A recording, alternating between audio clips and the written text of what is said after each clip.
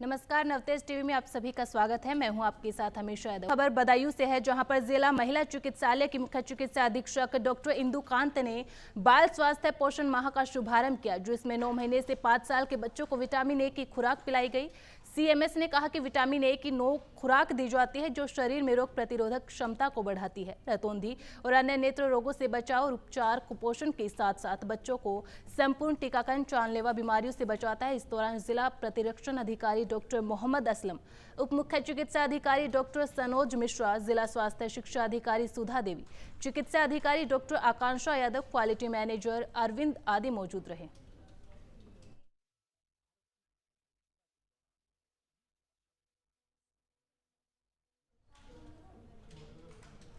प्रधानमंत्री नरेंद्र मोदी ने video conferencing के जरिए विकसित भारत संकल्प यात्रा के अंतर्गत योजनाओं के लाभार्थियों से संवाद कर रहे हैं। इसी कड़ी में विकासखंड उझानी की ग्राम पंचायत कथोली के ग्राम लहुआ में आयोजित विकसित भारत संकल्प यात्रा के कार्यक्रम को राज्य मंत्री सहकारिता, बिलसी विधायक, सीडीओ और ग्रामवासियों ने देखा। इस अवसर पर केंद्र और प्रदेश सरकार की विभिन्न योजनाओं के लाभार्थियों को लाभान्वित किया। वहीं लाभार्थियों से संवाद में प्रधानमंत्री मोदी ने कहा, उनका उद्देश्य देश की 2 करोड़ महिलाओं को लखपति बनाने का है। जो जिस चीज का हकदार है उसको उसका हक मिलना चाहिए। विकसित भारत संकल्प यात्रा एक जन आंदोलन का रूप ले चुकी है और इससे लाखों लोग जुड़कर लाभान्वित हुए हैं। साथ ही कहा कि पात्रों तक योजनाओं का लाभ पहुंचे, यही मोदी की गारंटी है।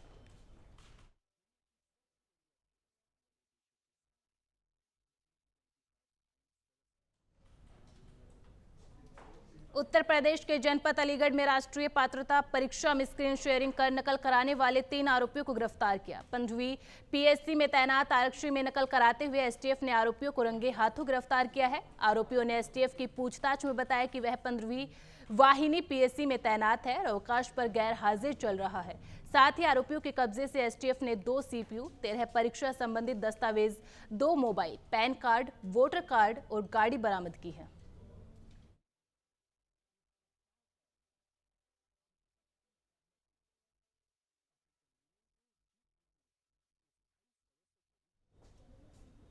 पूरे देश में सर्दी का सितम देखने को मिल रहा है। पहाड़ी इलाकों में बर्फबारी का असर मैदानी इलाकों में देखने को मिल रहा है। उत्तर प्रदेश के जनपद एटा में घने कोहरे और सर्दी के चलते स्कूल बंद करने के निर्देश मिले हैं। डीएम प्रेम रंजन सिंह ने कक्षा 1 से लेकर कक्षा 8 तक के सभी स्कूल बंद करने के निर्देश दिए गए हैं।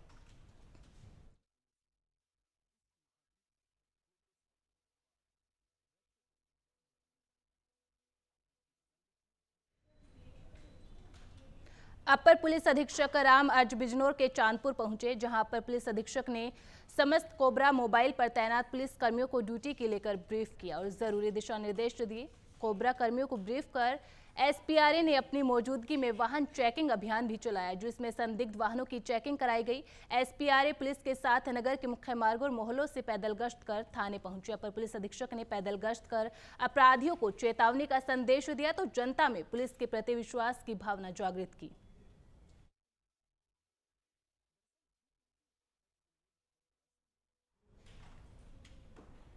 बिजनौर के चांदपुर में बुजुर्ग महिला के साथ हुई लूट की घटना वास्तव में ठगी की घटना निकली। दरअसल पीड़ित महिला ने थाने में जाकर तहरीर दी थी कि उसके साथ लूट की वारदात हुई है। चांदपुर पुलिस ने मामले में सीसीटीवी वीडियो हाथ लगा। वीडियो में देखा जा रहा है कि बुजुर्ग महिला एक आदमी के साथ चल रही है, जिसके हाथ में महिला का थैला है, जिसे लेकर वह फरार हो जाता है। पुलिस सीसीटीवी फुटेज के आधार पर आरोपियों की तलाश में जुट गई है।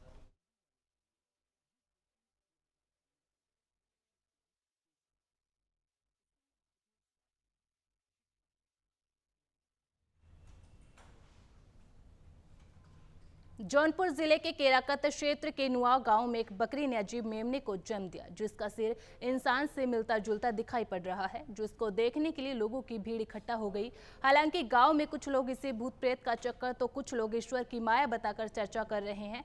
मामला नुआ गाँव के रहने वाले लालचंद के घर का है, जो कि पेशे से एक किसान है और घर में 3 से 4 बकरियां पाली है और मेमने को देखने के लिए किसान के घर पर लोगों का तांता लगा हुआ है।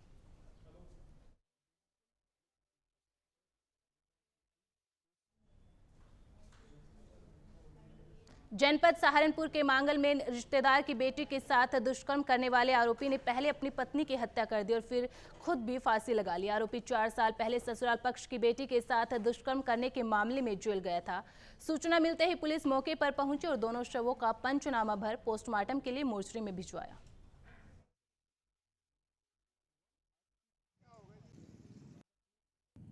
नागल कस्बे में कल रात को पुलिस को सूचना प्राप्त हुई कि एक व्यक्ति ने अपनी पत्नी की हत्या करने के पश्चात स्वयं फंदे पर लटककर सुसाइड कर लिया है। इस पर पुलिस मौके पर पहुंची, जहां पर कि परिजन और आसपास के लोग इकट्ठा थे। जानकारी करने पर ज्ञात हुआ कि पति और पत्नी में काफ़ी समय से विवाद चल रहा था, जिसके चलते कल पति ने गुस्से में आकर चाकू से हमला कर अपनी पत्नी का हत्या कर दी और स्वयं जो है वहीं उसी घर में फंदे पर लटक कर आत्महत्या की। इस घटना के दौरान वहां पर उनके 2 बच्चे भी मौजूद थे, जिन्हें कि इन्होंने पति ने दरवाज़ा बंद करके बाहर कर दिया और पड़ोसियों से मदद मांगने पर पड़ोसियों ने आकर पुलिस को सूचना दी और पुलिस ने पहुंचकर पूरे इसमें जो शव हैं उनको कब्जे में लिए हैं और पोस्टमार्टम के लिए भिजवाया गया है। जो भी परिजन द्वारा तहरीर दी जाएगी उसके आधार पर अग्रिम कार्यवाही इसमें की। उत्तर प्रदेश के सादाबाद क्षेत्र के गांव मिढावली में क्षेत्र के किसान भारतीय किसान यूनियन भानु के नेतृत्व में जमीनों के बढ़े हुए मुआवजे को लेकर अनिश्चितकालीन धरना प्रदर्शन पर बैठे हैं। किसानों का धरना प्रदर्शन 15वें दिन भी जारी रहा, लेकिन किसानों की मांग प्रशासन के द्वारा अभी तक मानी नहीं गई, जिससे किसानों में आक्रोश बढ़ता जा रहा है। वहीं धरने पर बैठे किसानों के लिए आसपास गांव की रहने वाली महिलाएं भोजन पानी की व्यवस्था कर रही है। जिसी कड़ी में हरियागढ़ी की एक महिला अपने बेटे के साथ धरना स्थल पर किसानों के लिए खाना लेकर जा रही थी। जर्जर रास्ते के चलते उनकी बाइक दुर्घटनाग्रस्त हो गई, जिसमें महिला गंभीर रूप से घायल हो गई। दुर्घटना के बाद तत्काल धरने पर बैठे किसानों ने महिला का जिला अस्पताल में इलाज करवाया। जिला अध्यक्ष भाग्यू के द्वारा बताया गया कि जर्जर रास्ते के चलते अक्सर 2 पहिया वाहन दुर्घटनाग्रस्त हो जाते हैं और लोग घायल हो जाते हैं। ऐसा आई हम सादाबाद के तहसील गांव मिढावली में बैठे हुए, हमारे करीब तकरीबन 15 से 16 दिन हो गए अनिश्चितकालीन धरने को चलते हुए। तो रात में हम भी रुके थे और हमारे कार्यकर्ता और किसान बंधु यहाँ मतलब सैकड़ों तादाद में उपस्थित हैं।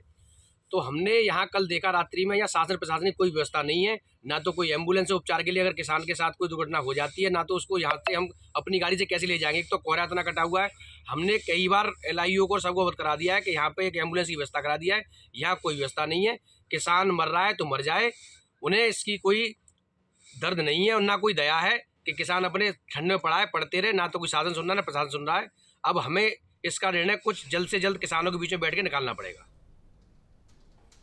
जनपद कन्नौज में सड़क सुरक्षा पखवाड़ा के तहत परिवहन विभाग की टीम चेकिंग अभियान चला रही है। अभियान के तहत 7 ओवरलोड ट्रकों समेत 15 वाहन सीज किए गए। सभी ट्रकों को टीम ने सीज कर संबंधित थाने में खड़ा करवा दिया। इसके अलावा एक अनफिट एम्बुलेंस, मानक के विपरीत चल रही स्कूल बस और 7 अन्य वाहनों को टैक्स जमा न होने से सीज किया गया। ARTO इजिया तिवारी ने बताया कि सड़क सुरक्षा पखवाड़ा के तहत चेकिंग अभियान लगातार जारी रहेगा।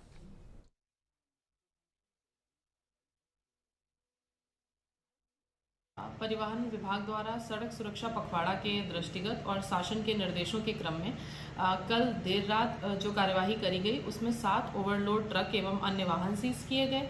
5 से 6 बकाया यानी जिन वाहनों पर टैक्स बकाया था वो बंद किए गए। एक अनफिट एम्बुलेंस, अनफिट स्कूल वाहन, ये सब सीज कराए गए। तो कुछ वाहन हमारे विभिन्न थानों में और कुछ हमारे कन्नौज बस डिपो में। देवरिया जनपद में रास्ते के विवाद को लेकर 2 पक्षों में मारपीट हो गई, जिसमें 2 लोग गंभीर रूप से घायल हो गए। जिस रास्ते को लेकर विवाद हुआ उस रास्ते पर कोर्ट ने स्थगन के आदेश दिए थे और अग्रिम सुनवाई 5 जनवरी को होनी थी, लेकिन पुलिस और नगरपालिका के अधिकारी कोर्ट के आदेश की अनदेखी कर मौके पर खड़ा होकर निर्माण करा रहे थे। पीड़ित ने कोतवाल को अपना कोर्ट का स्थगन आदेश भी दिखाया तो कोतवाल ने पीड़ित को जेल भेजने की धमकी दी।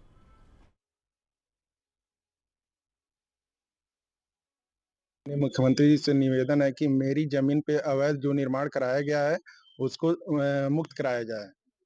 ठीक। और मेरे खिलाफ पिछले मतलब 5 तारीख को मारपीट की गई थी, जिसमें मुझे और मेरे पिताजी को काफी चोटें आई थी। जबकि विरोधियों पे 307 का मुकदमा भी पंजीकृत है, लेकिन अभी तक आज 27-28 तारीख हो गई, लेकिन अभी तक किसी की भी गिरफ्तारी नहीं हुई है इस संदर्भ में। न्यायालय के आदेश के बाद भी कब्जा हुआ है। जी जी जी बिल्कुल। तो कौन कराए हैं कब्जा को? यो पुलिस प्रशासन और जेई, मौके पे जेई द्वारा निर्माण कराया जा रहा था, जिसका वीडियो फुटेज हमारे पास उपलब्ध है। आपने न्यायालय के कागज दिखाया था? जी जी जी जी, मैंने न्यायालय का कागज उस जेई को भी दिया था हाथ में, और ईओ के पास भी गए थे, सदर कोतवाली में भी गए थे। कोतवाल ने कहा कि अगर जाके वहां पे काम रोकोगे तो तुम्हें उठा के बंद कर देंगे। सहारनपुर में बजरंग दल के मेरठ प्रांत संयोजक विकास त्यागी ने एसएसपी विपिन ताड़ा से मुलाकात की और गोश्त तस्करों के खिलाफ कार्रवाई की मांग की। वहीं मीडिया से मुखातिब होते हुए कहा कि राम मंदिर पर टिप्पणी करने वाले लोगों के खिलाफ कार्रवाई होनी चाहिए। 500 सालों के लंबे संघर्ष के बाद और लाखों लोगों के बलिदान के बाद कोर्ट के निर्णय के बाद राम मंदिर का निर्माण हो रहा है।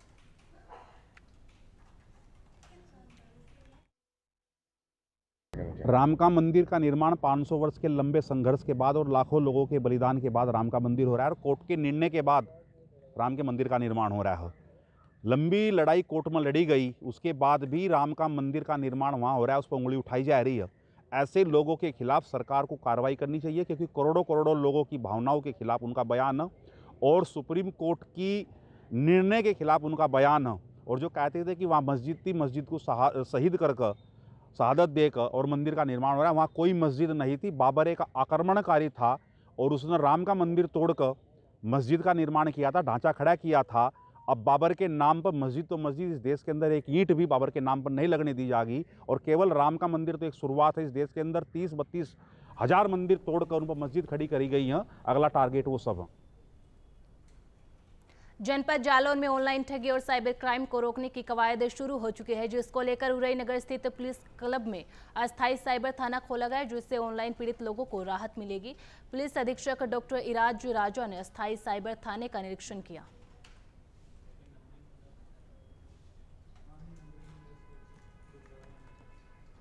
उत्तर प्रदेश के बुलेटिन में फिलहाल इतना ही। आप बने रहिए नवतेज टीवी के साथ। नमस्कार।